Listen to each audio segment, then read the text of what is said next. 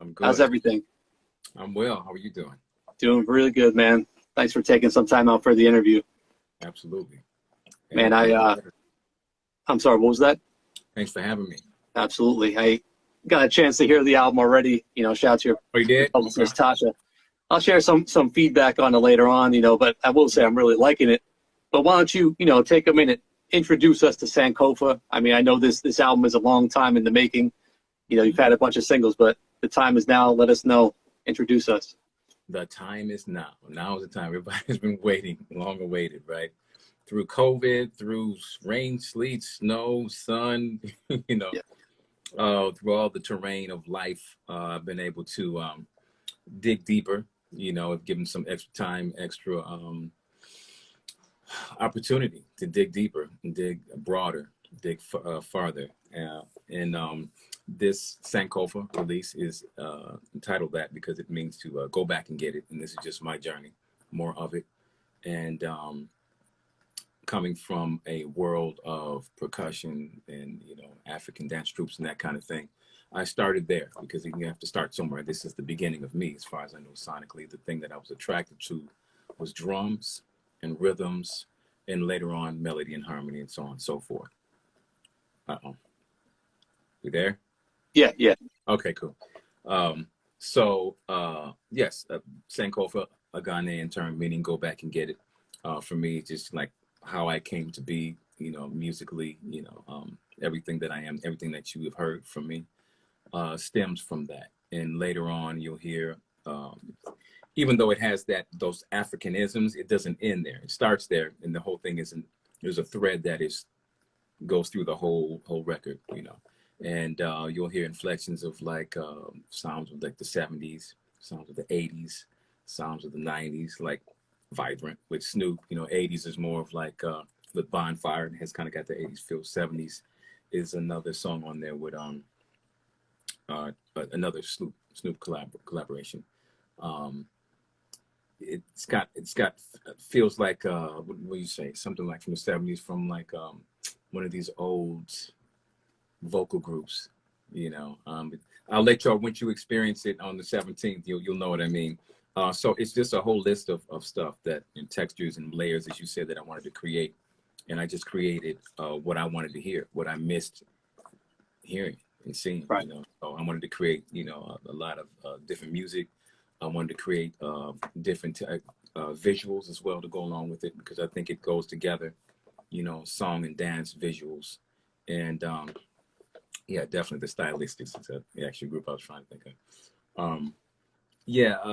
So I mean, all these things are just coming forth, and I've had some time to kind of bake it and to kind of slow walk it to you with these singles, and with starting with She. Thank you all for the #1 on that, and I've been able to with She, Vibrant, Cascade, and Now Woman.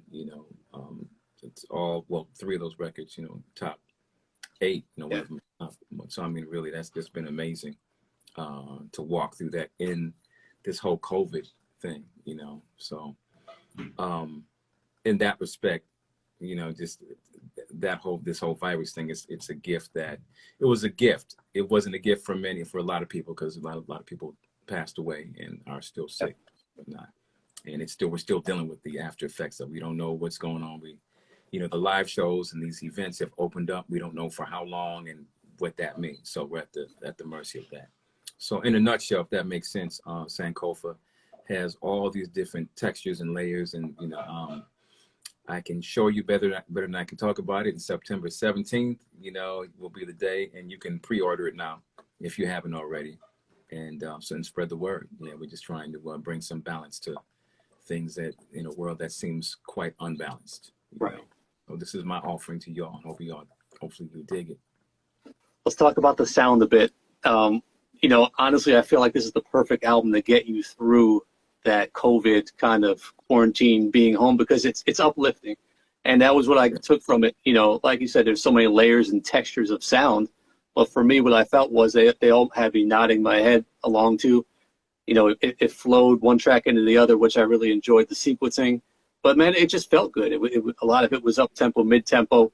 And was it the conscious effort by you to kind of make it a more positive tone, as opposed to maybe a lot of slow jams or anything like that?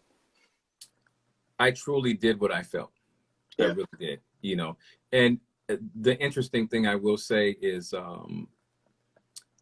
me coming from drums, that my natural tempo and rhythm is probably mid to up, even Yeah. though Yeah. people know me primarily for ballads and slur, and I can do that, and I love that. But where I naturally go and flow to is something that's Yeah. probably more up. And I I used to be boy back in the day, so all these things, I'm just kind of an energetic soul, so Right. want to call me that.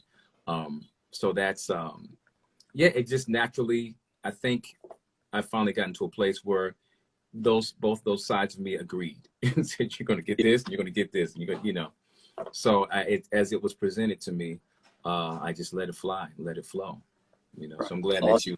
they feel that's a good balance. So yeah. Yeah. You know what else I noticed as well? Like, I thought it was a great progression from your debut introducing Stokley. Good. Now, I remember when Level came out, your first single from the last Mhm. album, and some people in our comments, our readers were a little confused. They said, this doesn't sound like Mint Condition. We didn't, this is not what we were expecting. Personally, I Not really supposed enjoyed to. it. Yeah, because I thought it was a great progression of where the R&B sound can evolve to, and a great way for you to step out as a solo artist. So talk about, progressing from that first album and now a couple years later to this next one in terms of developing your solo sounds. Well, that's what it's supposed to do. Anything you're supposed to be forward movement, elevation, right? In anything that you do, whatever industry that you're in, forward movement, better production, bigger, better, stronger, faster, Yeah, um, so that taking that, wanting to this thing not only to be good, I want it to be great. I wanted to as many people to hear it as possible, because I felt like it was something that I wanted to provide some balance, from the stuff that I hear and have heard, and it's it's just natural for me, and I think it was a place for it. A lot of folks have said, well, I could see you here, and I understand that they know what I've done, but I understand that they only know one aspect or a couple of aspects, you know what I mean? A right. couple of different facets. So I just wanted to add to that. It's like, oh, so this, the O factor, like, I didn't, oh, okay. Yeah, I see it. Yeah, I needed that and that, but okay, I get it now. So Yeah, yeah, it's, and had all these different experiences and whatnot. So that's what we're supposed to do, is add to it, add some layers to yourself. And also wanted to challenge myself too. If something was good, I can do good all day, but I was like, I want it to be, amazing to me, right. you know, and add some different layers and textures and collaborators, people writing with, and all that kind of stuff. So it's yeah, it's been an amazing journey thus far, man. Right. And yeah, I think like you said, it's been a natural progression, from the first album to this one. I think that's what it's supposed to elevate, and I wanted to make sure there was some different textures. There's some things that may feel familiar, but I'm just digging deeper. You know what I mean? Absolutely. Very nicely done there. Now, Yeah. I'll tell you, it's easy to take for granted your vocals. I mean, we constantly celebrate you as one of the top vocalists in R&B of the past few generations, and it's easy to take it for granted because you listen and don't think, because a lot of artists kind of lose some of that. As they go on, they start needing some auto-tune, some other studio effects. That's definitely not the case with you. I mean, how are you keeping your vocals so strong and intact? I gotta be honest and say, what happens is, like, when you're not out every weekend, it's, that's the only thing. It's just like exercising that muscle. You really miss it. You can only do so much practicing, that kind of thing, and vocalizing at home. There's something about adrenaline from a show, and that you need that. It's just, when you're playing ball, you need that. You can practice in the gym all the time, but you need that real time. You need the pressure of it. It helps. Yeah. Comes out like a diamond, as they say. So, yeah, it's just with all the regular things, all the usual things that are boring, like trying to get as much rest and water. Hey, baby. That's my son. He wants to join in on the interview. Come on, man. That's right. That's right. Absolutely. What's Jan? Let's look at Jan. What's the 30 years from pretty brown eyes to pretty brown skin? Yeah, man. Yeah, so I mean, I mean, this whole thing, man, has just been a really, I just think right now is the exact position that I'm supposed to be in at this time in life. You know, everything that I've been through, everything that I've come through, and all the shoulders that I'm standing upon, you know, it's Right. really, I'm having a good time, and I'm still exploring, I'm still getting to it, you know, I'm discovering still. Yeah. Yeah, so yeah. Awesome. You know, it's interesting. I guess one thing I wasn't sure about, and a lot of, our readers as well, we didn't know if the Stokley solo project was a one-off or if this was going to be your new move. We didn't know if Mint Condition was coming back after the first Mhm. album, but now Right. obviously you're here going strong as a solo artist with the second album, having a number Oh, one single. absolutely. You know, I just want to give myself the same energy, time, focus, and seriousness as I've given with the group. You know, Yeah. and to explore different different places that I've wanted to go always. You know, and so I need space and time to do that, to create that. So Yeah. just giving myself license to do it. And I think it's warranted in the years that, and when I do something, I'm going to do it all the way, no matter what someone says. You know, when people were trying to go to solo thing for years and years, I felt that Mint was a necessary vehicle. It was necessary. There was no band like that, no band, first Yeah. of all. And Yeah. then to do what we've done and accomplish all the things and to chart decade after decade with that is just, that's the school that I'm from. So, and the hard work, the love for it is still there. That's the school, it's the Mint University, I call it. So that's the shoulders I stand up on. Jam and Lewis gave us that platform. So you have another layer of Yeah. professionalism and another layer of passion and people that go at it like you do. So I mean, where I'm at right now is it's pretty amazing that we have come full circle with Jam and Lewis, and we're having a great time, man. They've thrown me a couple alley oops and like, yo, I want to try this, and that they're always on it.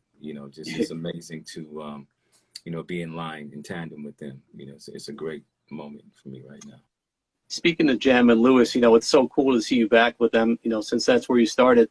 It had me thinking, though, and if you could share the story with us, coming from Minnesota, was that the goal to sign to them originally? Because, they were in the area, they had made their mark out there. Was that the ultimate goal as part of Mint Condition, to get their attention, or was it just more of an overall thing if we just want to get discovered and signed?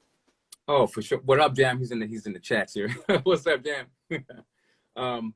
We were at the time. So what was going on is the whole Minneapolis explosion with Prince and his Purple Rain and everything that followed. All the groups that he signed, all the groups that he helped develop, and friends that he knew from his, back in the day.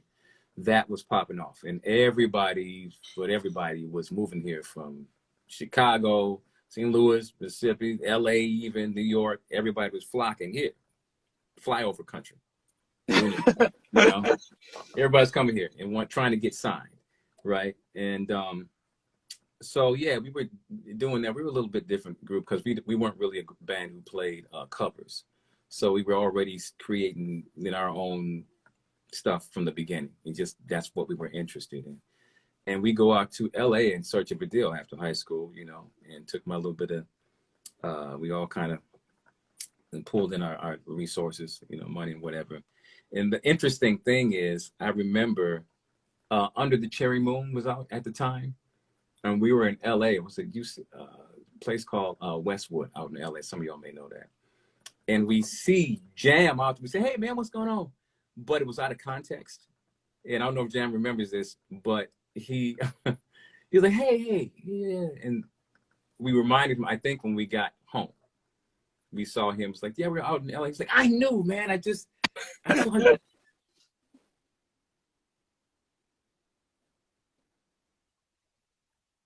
Anyway, we were in search of a deal out in LA, and everybody we went to is like, what, same question. They were like, well, why are you guys here in LA?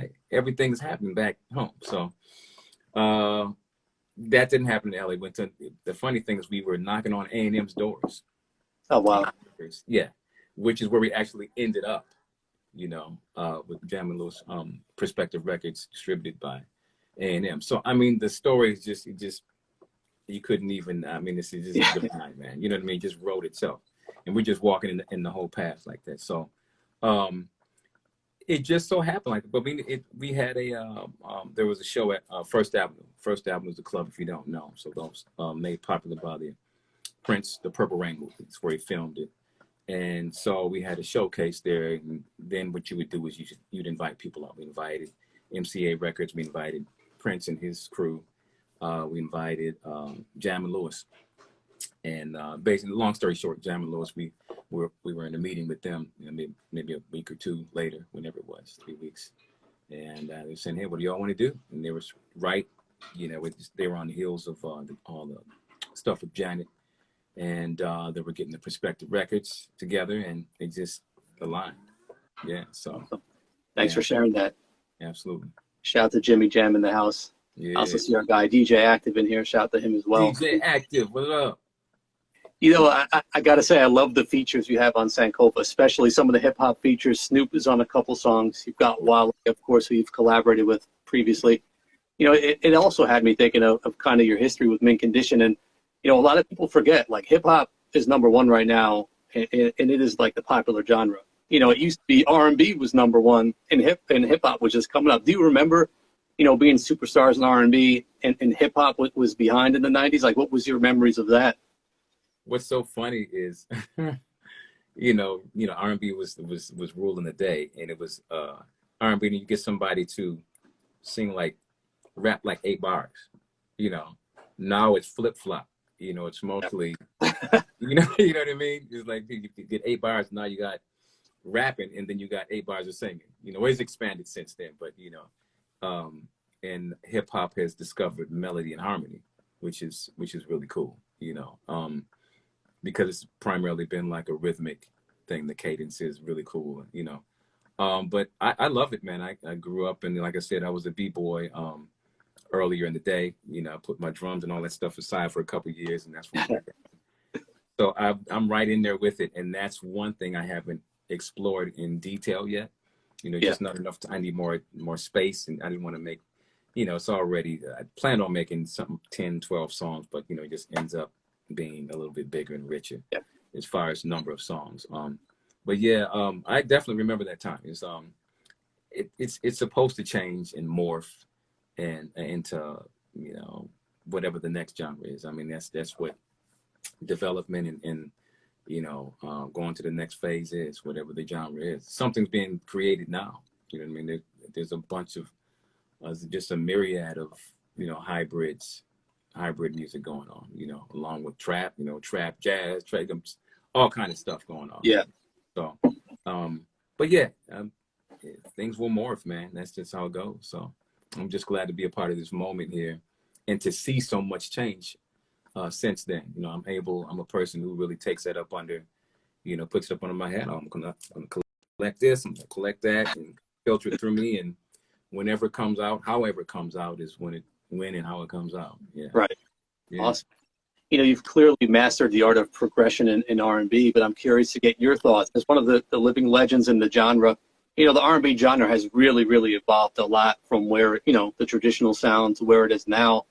And I'm just curious how you view it. I mean, a lot of people aren't able to fully grasp it because it sounds so different than what they're used to hearing, especially some of the older crowd. But I wonder how you view it and what you take from it. I say what I've always said, which is, you know, if you understand the past and what has happened before you, it makes more sense, and it's not so foreign, because there's nothing new about how the process of how music changes. You know what I mean? And it's, the old schoolers always say the same. I don't understand it. What is going on? The same thing with rock and roll. They did the same thing with acid jazz and, you know, and bebop. You know, it's Chinese music. I don't understand. It's like, you know, until it came to it leveled off. And, oh, okay, I get it. And it's there and sits for a while. You know, they did that, of course, with hip hop. It's not going to be here. It's not going to last. You know what I mean? That whole thing. So I think the way that people are discovering and consuming music now is just the only difference. You know, we don't get it like radio was the thing back in the day. Radio and videos, which you don't have any, you know, video channels anymore. So radio, we could get everything, anything. Now you just have to dig for it on the internet. So there's a lot of great stuff. And so where's the good R&B? It's there. You just got to go dig for it. You know, you're not going to get you might get the playlist on the popular radio, maybe like they'll listen 15 minutes, 20 minutes, and that's the whole playlist, whatever, unfortunately. But if you want to dig deeper and go deeper, you're going to have to, you go on the internet and dig, you're half a DJ, they dig in the crates, you got to dig on the net. So yeah, I think there's a lot of great stuff out there. There's a lot of great artists, like Masego and, Kitty, and you got Tiana Major 9 and so many others that I always talk about. Lucky Day and so many just great, R&B, hip hop, all of it, so many different genres. So I think just the way that we're experiencing it, man, that we consume it is just different because of the technology, of course. But I guess we're expecting it to be just given to us. So if you have that same mindset, of course, you're just going to be left with, oh, there's nothing. Yeah, no, there's nobody here. Where's the music? Well, then I can see why they say that, but it's out here. You just have to go, and seek it out a little bit differently. Yeah. I'm glad you mentioned that, because we run into a ton of people who don't like digging for it. But, that's why I'm glad like an artist like yourself, is going by the radio campaigns and mastering that. And now you're having success there. I mean, you really have the potential to dominate at that format, adult R&B, because you have the right music for it. There's not a lot of, people going that route. But what made you decide to, go the radio route for promotion? Because I know a lot of artists are kind of going away from that and trying other things. It's not the only game in town, but it's still pretty influential. I'll say that, it has its place. So I use that I'm leaving no stone unturned. It's like have kind of a independent mindset, even though we're doing business differently. And it's great to be independent, just doing it the way we're doing along with Jam and Lewis. And, they have an independent mindset, and that's the whole thing about, teaming up with them. It's been so amazing. Just like, get it done. We'll figure it out as we go. It's just like jazz, and of course, through the years of how this industry works, there's the usual things that you do. But also there's some surprises, and you just have to work it out and figure it out. But radio definitely being one of an influential space, as well as, of course, social media. And of course, you have the PR and all the vehicles to let people know that you're out here making some noise. I'm just trying to do everything that I can within my power, within my resources. And right. And sometimes it's a slow game. I don't mind that, because I think the slower, the better. I think the deeper it penetrates and the longer it stays with you. You know right. what I mean? Sometimes if something hits you real quick, it's like, gone. Here they go tomorrow. But I think if there's a constant, stewing, and you stirring that gumbo up and you smell it, you just savoring it, and them juices and the moistures and seasonings. You're like, hey, I can't wait. That's going to, and the anticipation. So that's what this Sankofa's release is about. It's like you've had, like I said, from which we started the campaign in September of 19. Yeah. Here we are, end of 21. And we've been through Vibrant. We've been through 2 versions of Cascade, and now Woman, going into 22. So it's, it's pretty amazing, man. And I'm just, having fun with it, Awesome.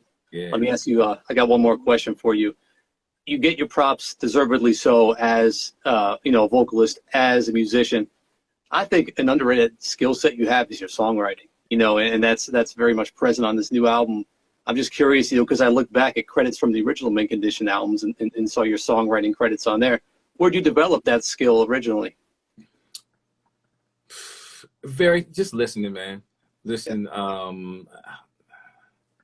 creative writing courses. I've always been interested in the word, of how people craft songs. And, Jam and Lewis is a great song craft. I mean, come on, it's so many amazing, from, the music of Earth, Wind and Fire, Stevie, Prince is the great, his pen game is crazy.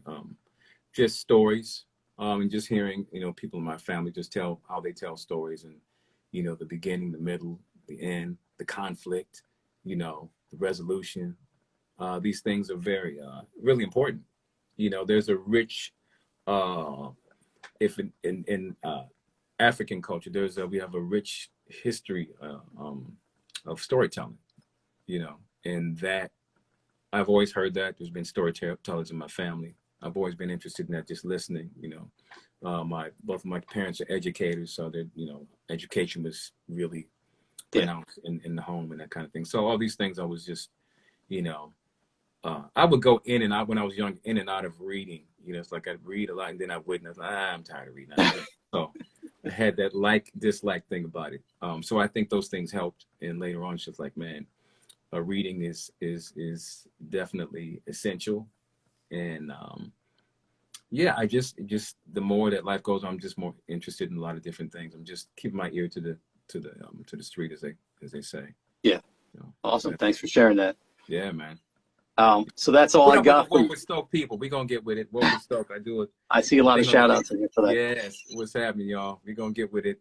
I told you, just in case you forget, I'm gonna do a Woke with Stoke on the 16th going into the 17th. So we'll get a pre and we'll just talk about it and hang out and spend a minute. So yeah, Nice. as it gets to it, we're gonna do it. So it's been a minute.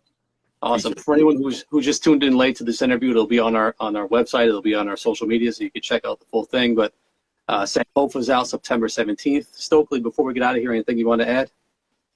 That's it. If you own go to Stokley Official, if you don't know, it's on my Twitter, Instagram, Facebook, or istokely.com. I'll have some merch there soon, and there's a bunch of some goodies on there that I'll be putting on there that I won't have on the other socials. So we're gonna get some stuff on the website as well. So yeah. Awesome. Yeah, Stokley, thank you so much for your time, man. Best of luck with this album. People are gonna love it. Yes. Thank you, man. Appreciate it. All right. We'll talk soon. All right. Peace.